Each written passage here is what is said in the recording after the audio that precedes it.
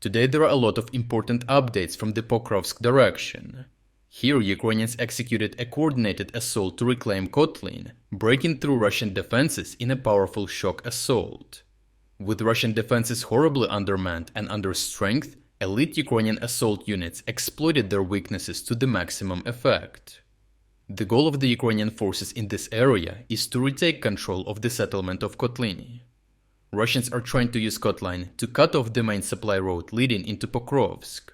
By retaking Kotlyne, Ukrainians would not only force Russians to hold their flanking operations, but also restore their ground lines of communication with Ukrainian forces in Udachne, while encircling the Russians in the industrial zone of Kotlyne.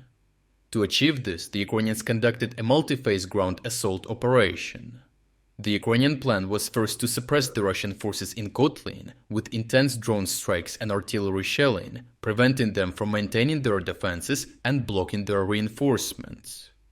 Subsequently, special forces and paratroopers would launch a combined assault and clear the village of Russian forces.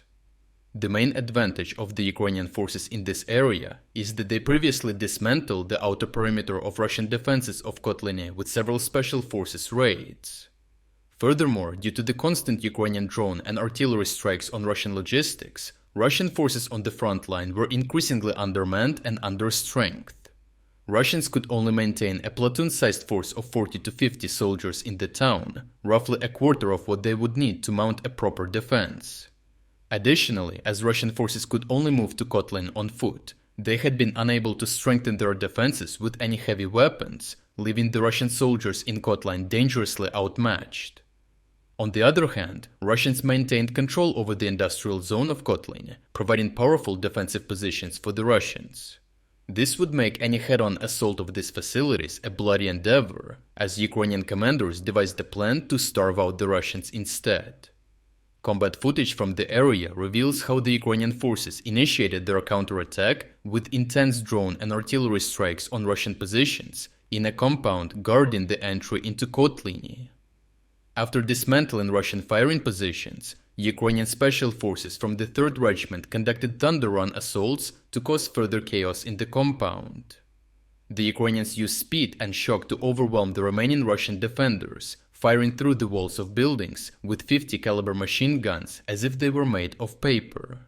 By doing this, the Ukrainian special operators drove past and into the Russian rear, breaking the enemy's cohesion and causing massive casualties as Russians tried desperately to mount a defense.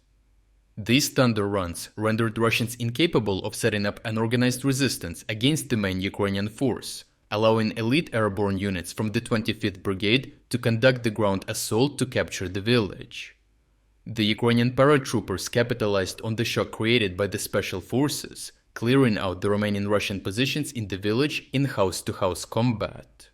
All the while, Ukrainian heavy drones circled the town, providing direct fire support for the ground assault units with drone-dropped grenades.